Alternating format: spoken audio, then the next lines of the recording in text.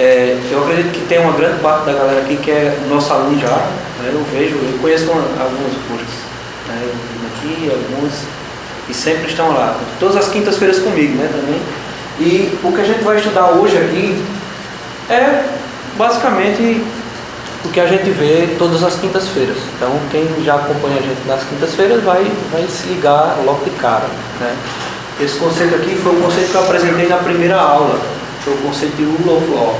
Esse conceito é importantíssimo para a gente saber como surge a lei e o porquê, que como a gente vai ver hoje, vocês vão ver com a professora Ávila daqui a pouco, nem sempre o fato de uma lei existir significa que ela é suficiente para a ordem e o progresso da sociedade. A gente vai ver isso em detalhes. Mas, olha só, esse conceito aqui, a gente sabe que sempre na história, sempre houve leis. Eu vou fazer até uma escala temporal aqui para vocês verem como é que a história começa a ser medida. 10 milhões de anos até o ano 4000 a.C. Nós temos um período, que é a história bíblica. Do ano 4000 a.C. até o ano 476, nós temos outro período. Do ano que isso aqui é também história antiga, pré-história, história antiga.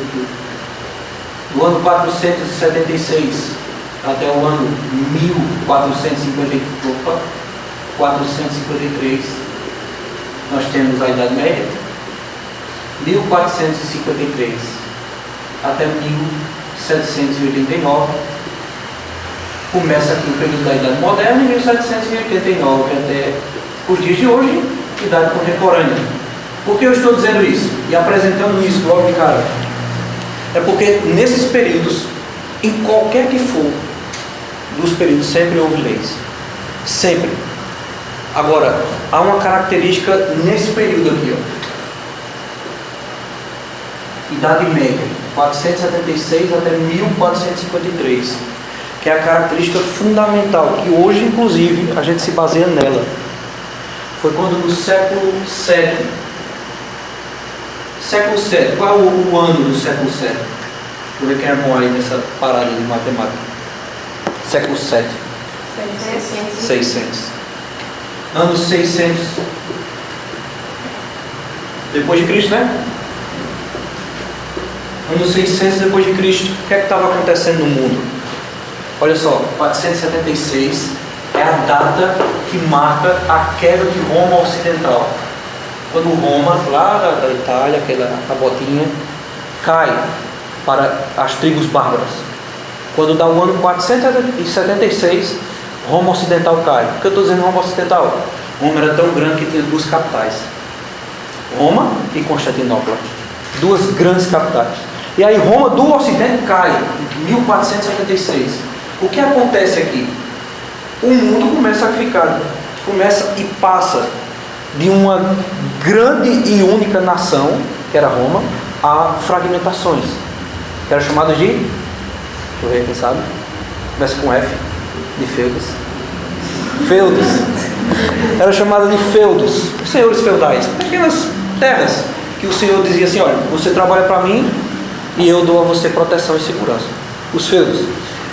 E em 600 estava acontecendo isso também na Europa. Já ia pular aqui, ó. Na Europa estava acontecendo isso. Mas olha, eu quero mostrar para vocês o que é que acontece aqui em 476 que determina o espírito das leis. 476 nós temos, até 476 nós temos Roma como o grande nome, soberano da Europa.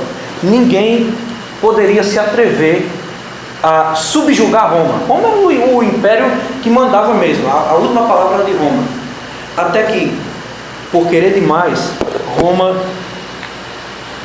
conquistou esse espaço aqui. Eu vou fazer um desenho para vocês. Eu espero que tenha problema para compreender o que eu pretendo fazer.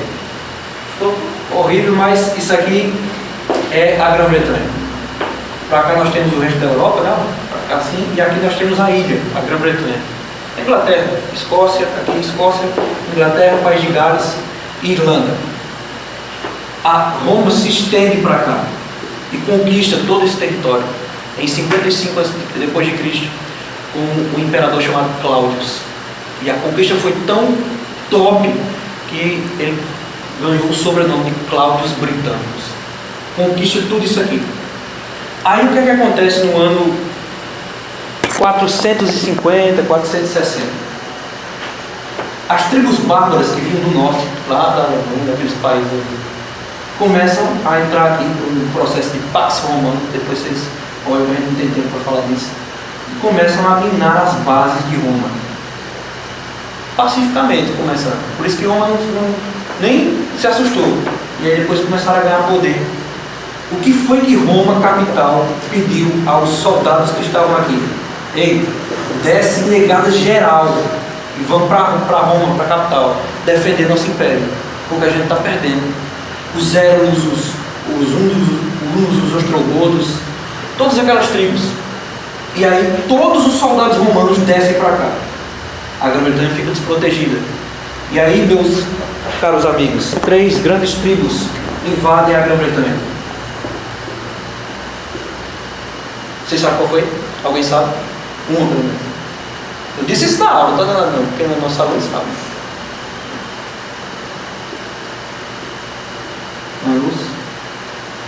Outra, agora vocês sabem outra. Começa com S.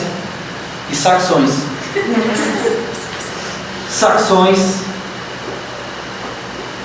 e Jutos. Eram 12, né? Os 3 aqui, os Saxões e Jutos, invadem a Grã-Bretanha.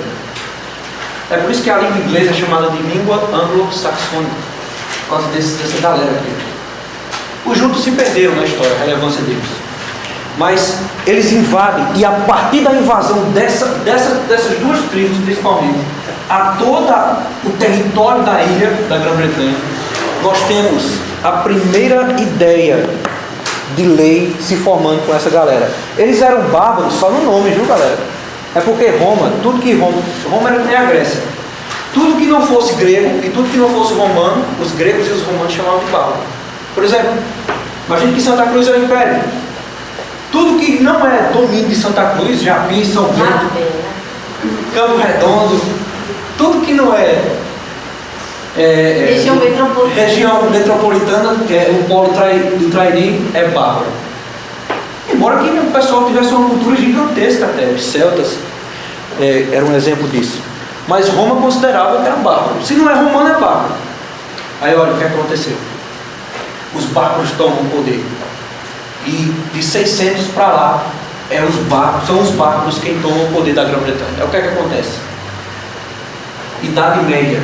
A Idade Média é uma idade caracterizada pela formação, o início, o ensaio da formação dos países. É ali que se forma. Você sabe qual foi o primeiro país? Eu disse isso na nossa aula. O primeiro país a se formar como país mesmo, nação. Quem estava na aula lembra? Quem? Pode dizer. Portugal. Portugal é o primeiro país a se formar como nação. Era para ser a França, mas a Guerra dos 100 Anos atrapalha a ideia. Aí o que acontece? O povo estava se formando ainda nos feudos. E em feudos tem essa ideia aqui, ó. Tem uma vila e tem as casinhas da vila e tal, bem organizadazinha e tal e tal. Aqui e tal, bem bonito. O que acontece? Sempre levem isso para a vida de vocês, não só para a redação. Sempre que pessoas estiverem reunidas em um local, se faz necessário política. Sempre. O que é política? É um modo de gerir pessoas. Então, o que aconteceu?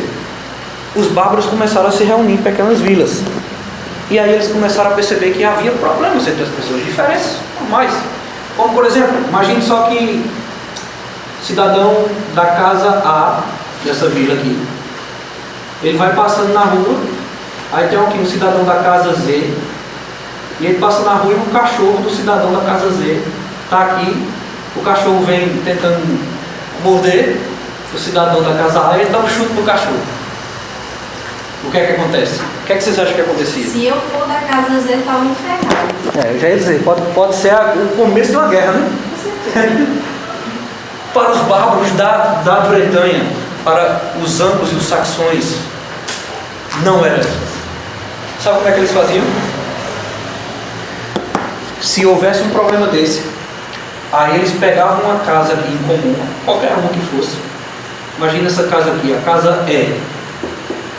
Aí pegava essa casa. E o que é que acontecia?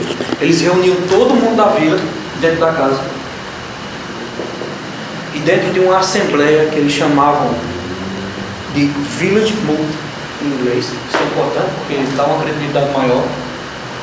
Se você puder citar, puder citar, é interessante isso aqui. Dentro de uma assembleia que eles reuniam, aí eles apresentavam o caso. Diziam, olha, esse senhor aqui, ou esse rapaz aqui, ia passando na rua, o cachorro do vizinho mordeu ele chutou o cachorro.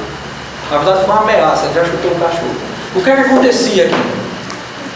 Eles analisavam o caso e diziam, não, isso aqui está errado. E a partir de então, eles estabeleciam uma norma para julgar esse erro. A norma: crime contra animais, por exemplo, vai ser julgado com prisão. E a partir dessa ideia, começou um movimento que percebeu que a lei deveria acontecer partindo do caso concreto para a norma abstrata. O que era isso? O caso concreto. Vou desenhar um cachorro aqui, mas... É bonito demais essa conversa, porque a gente estuda direito, isso, mas não tem essa profundidade. Eu estou aqui. Pronto, então agora daqui a pouco você chora. Eu já estou quase. Caso concreto: cachorro maltratado. Aquela latidinha fina que eles dão.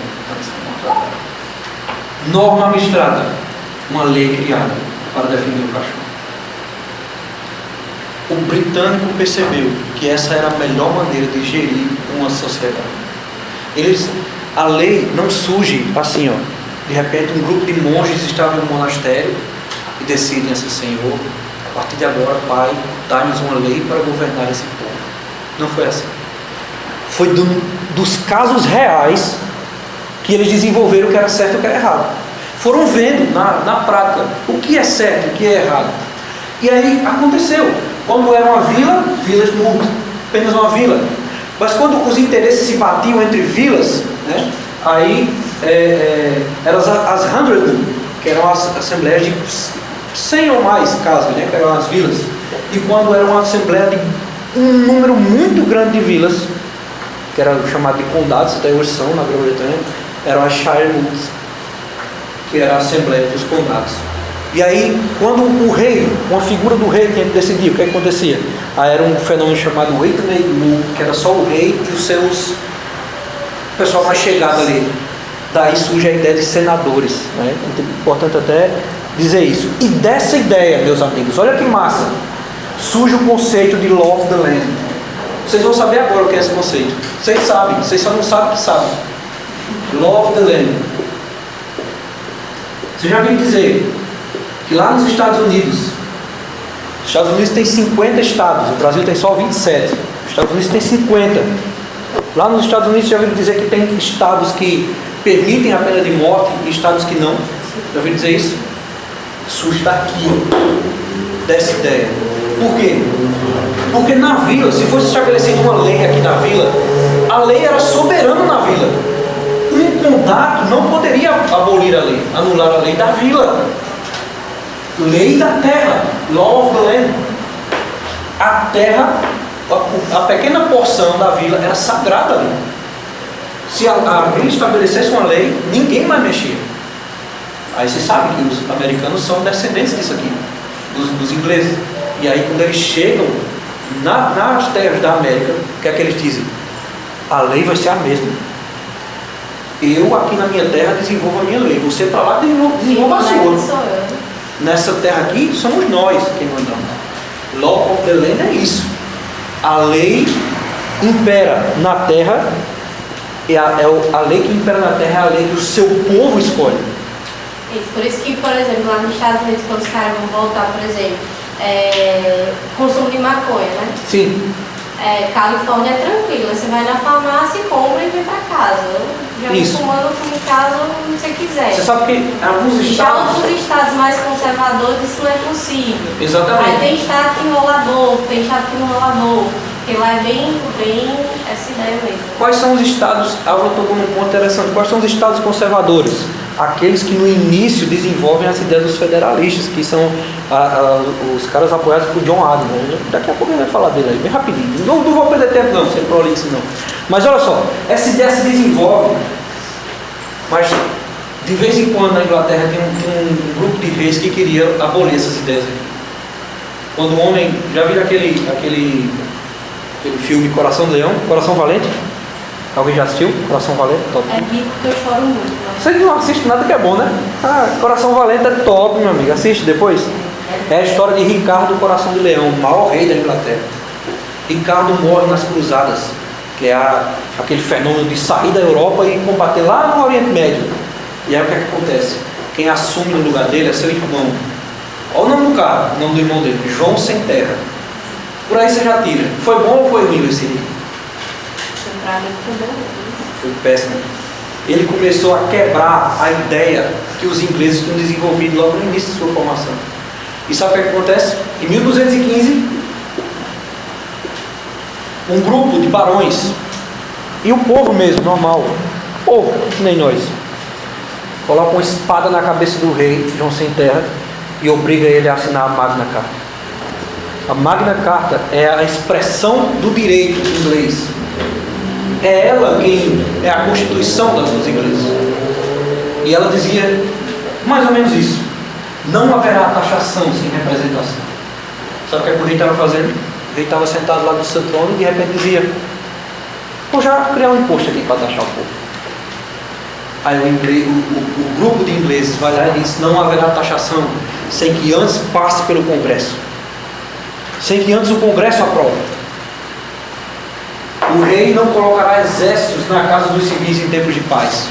O rei, de repente, quando não tinha muito dinheiro para sustentar seu exército, aí dizia: soldado A, você agora vai morar lá com fulano, ele sustenta você enquanto isso. Será um absurdo. E aí o povo vai lá e diz: isso aí está errado. O rei não colocará exército na casa do povo em tempo de paz. E a gente, Vitor, herda isso. Exatamente. Porque a Constituição e o Código Penal brasileiro dizem que a casa é asilo inviolável, né? Mais ou menos é isso. Pode brincadeira, pode continuar. Não é assim não, o polícia não pode entrar na sua casa de bobeira não, entendeu? Ninguém pode entrar na sua casa. É verdade. Eu me lembro aconteceu um sinistro, né, um crime lá na cidade. Faz tempo isso. Mas o crime ele aconteceu à noite. E aí não pode entrar. Não pode entrar, jamais, né? À noite.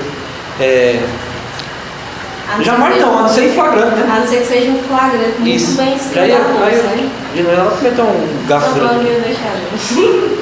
E aí as viaturas esperaram até as 5 horas da manhã, até amanhecer o dia para poder ter acesso à casa, né? Porque a casa é asilo inviolável. De onde é que surge essa ideia?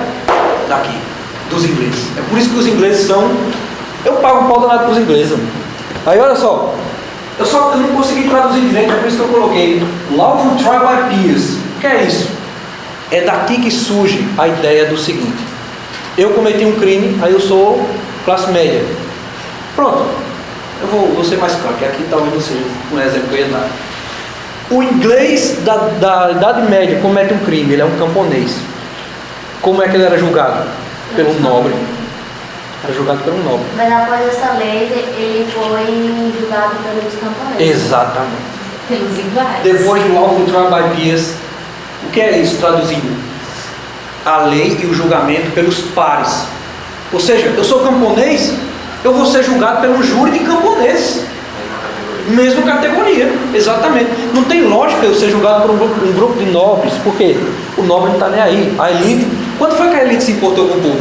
Só quando os interesses da elite estão ameaçados. Aí a elite se importa com o povo. O 4. Aqui, na Magna Carta de 1215, se institui o direito ao habeas corpus. Qualquer pessoa do Brasil e do mundo, onde há democracia, obviamente, pode solicitar um habeas corpus. O que é isso?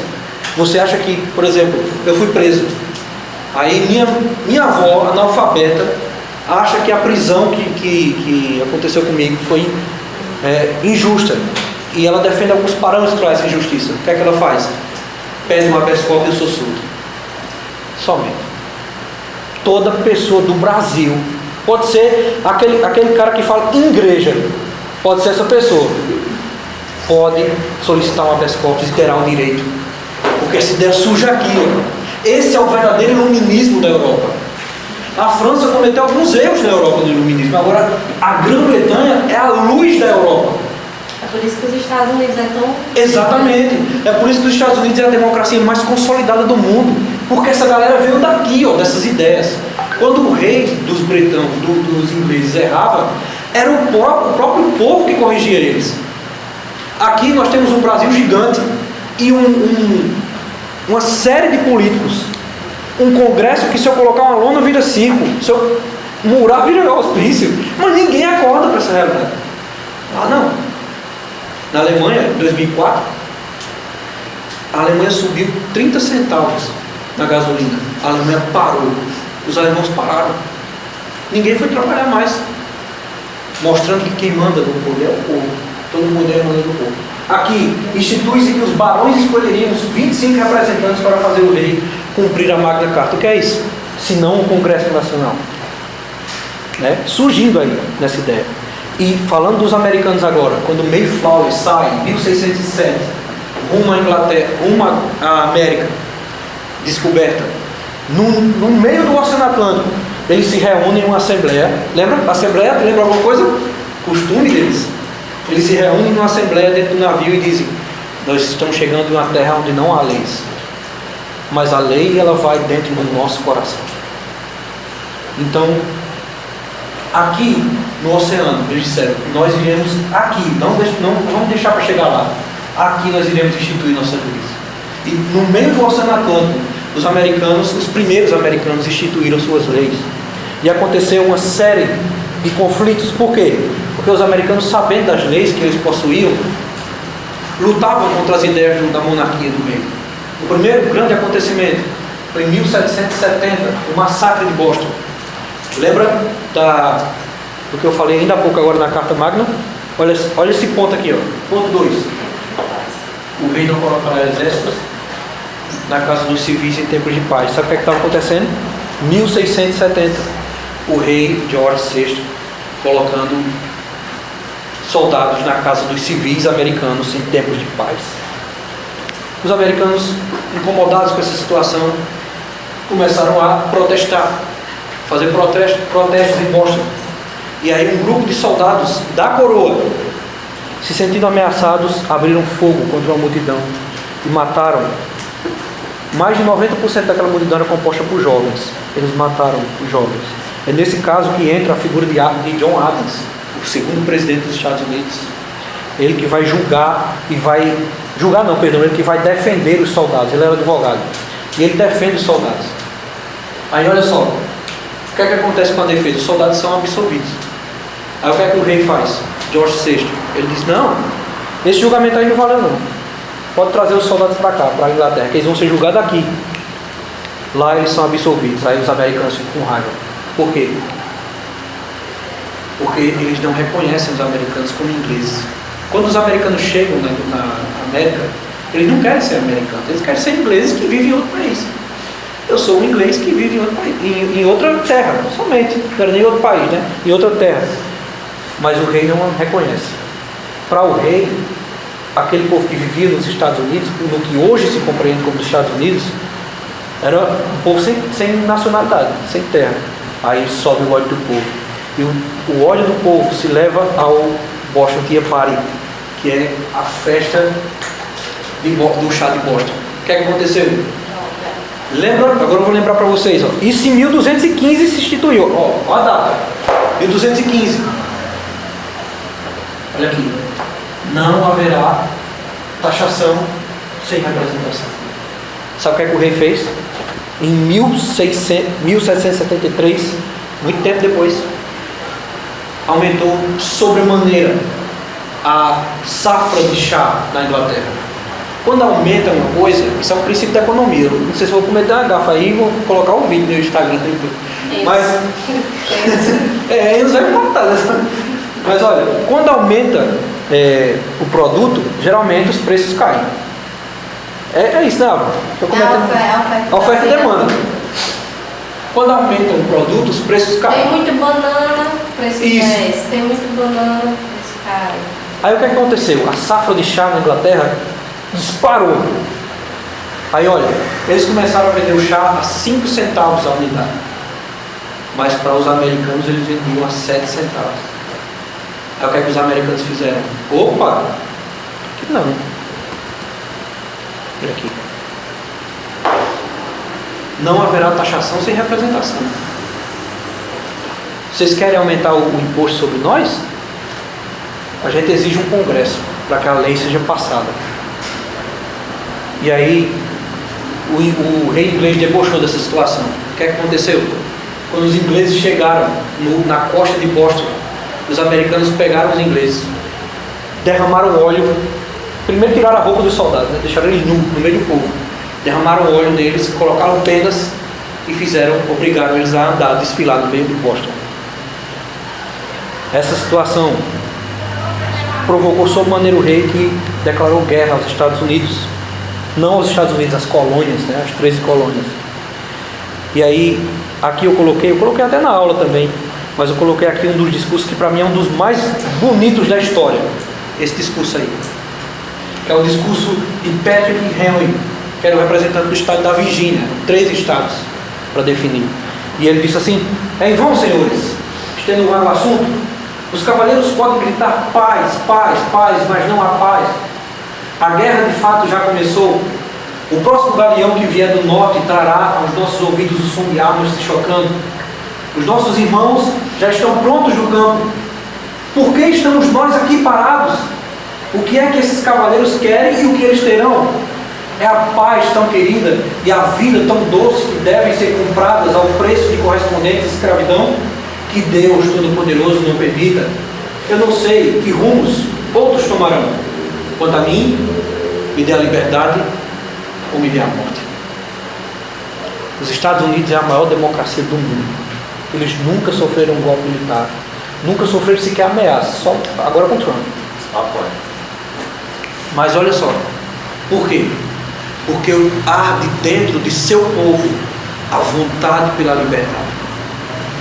Quando as leis não eram suficientes, o povo gritava e saía às ruas e dizia: as armas, vamos defender nosso ideal, nossa terra. Começa a guerra, e em 4 de julho de 1776, o grupo na Filadélfia declara a independência dos Estados Unidos da América do Norte.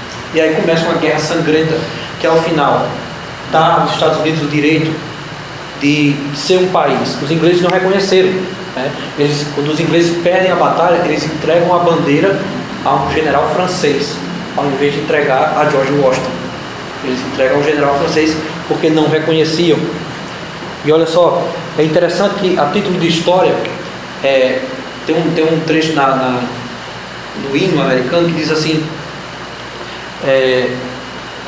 ele enumera uma série de eventos, uma série de batalhas, uma série de coisas, aí diz em inglês: but our flag still there. Mas nossa bandeira ainda estava lá. Um poeta inglês, ele viu os canhões explodindo, e aí ele viu que em meio àquela situação, a bandeira dos Estados Unidos ainda tremulava no meio da guerra. E ele diz: em meio aos canhões fumegantes, nossa bandeira ainda estava tremulando. Essa é a ideia. Eu não estou querendo pagar pau para eles, mas eles são incríveis pelo fato deles amarem a ideia de país que foi estabelecida. Aqui você não anda para ver uma casa com bandeira. Lá não. Lá, se você tem um condomínio, você tem uma casa com bandeira, porque eles amam dizer que são americanos. Eles amam a ideia de liberdade, amam a ideia de saber que lá eu posso ser o que eu quiser. O que o Brasil faz? O Brasil imita os Estados Unidos. Sabe qual foi o primeiro nome do Brasil quando declarou-se a independência em 1822? Alguém sabe? Estados Unidos do Brasil. Esse é o primeiro nome. Por quê? Porque os caras eram Piada. É verdade, né? É aquele meme que tem um cavalo bem feito e copia, fica horrível, né? Muito mal copiado. Mas eu trouxe para vocês aqui, essa é a carta da independência dos Estados Unidos. Olha como é que começa. We the people, nós, o povo. A carta dos franceses, quando se instaura a queda da Bastilha e tudo aquilo, dava uma ideia muito diferente dessa. É tanto que a Revolução Francesa ela é um desastre. É tanto que ela começa como uma revolução e depois volta para o Império Napoleão. É um desastre. Essa não. Essa daqui é a ideia principal do iluminismo. E a gente, Vitor, foi mal educado na escola, muitas vezes, a achar que somente a Revolução Francesa nos influencia. Exatamente. Quando, na verdade, grande parte, né, por exemplo, ali do movimento da Inconfidência Mineira, também tem uma influência, né? E outra coisa, você tem que perceber uma coisa, eu disse isso na aula também, por isso que as inscrições do nosso curso estão abertas ainda. Pronto, então sempre é possível. Você tem que sair daqui já dizendo a aula quando é que você vai fazer o primeiro pagamento, certo? E olha só, nesse curso a gente aborda muito isso, porque você precisa chegar na redação cuspindo fogo. Se você chega numa redação e dá todos esses argumentos aqui, o corretor vai te seguir no Instagram. Não, pode ter certeza. Você escolhe um, tipo, você vai falar sobre Estados Unidos e Inglaterra, o conflito, aí você bota assim, a galera carregava a lei no coração. Pronto. O corretor vai dizer, quem é esse monstro, bicho? Ele vai olhar assim, o cara desse eu vou seguir no Face e no Instagram. Se tiver Twitter eu também vou. Pra seguir. Deveria deixar o arroba. No que é zerado. Esse é um trecho da Declaração de Independência dos Estados Unidos e a gente já termina com esse, é o outro slide. Diz assim: quando no curso dos acontecimentos humanos, isso são os americanos escrevendo, se torna necessário a um povo dissolver os laços políticos que os ligavam a outro, os ingleses, né? E assumir entre os poderes da terra posição igual e separada, a que lhe dão direito às leis da natureza e às de Deus, do Deus da natureza, o respeito digno para com as opiniões dos homens exige que se declarem as causas que levaram a essa separação. Consideramos essas verdades como evidentes por si mesmas, que, olha agora, que todos os homens são criados iguais, dotados pelo Criador de certos direitos inalienáveis, que entre eles estão a vida, a liberdade e a procura da felicidade. Por isso que tem um filme, né? Exato. Com quem? Will Smith. O melhor de todos. Que a fim de assegurar esses direitos, governos são instituídos entre homens, derivando seus justos poderes de consentimento dos governados. Que sempre que qualquer forma de governo se torne destrutiva, que foi o que os ingleses estavam se tornando, de tais fins, olha agora, olha que massa aqui, cabe ao povo o direito de alterá-la ou de aboli-la e instituir um novo governo. Olha a ideia dos caras, isso é em 1776, século XVIII. Quando o governo começar a agir de maneira contrária ao que prega a liberdade dos homens, o que é que eu faço? Eu vou e digo: Bolsonaro, por favor, melhore. Eu digo: Lula, se ele chegar ao poder, por favor, melhore. Não.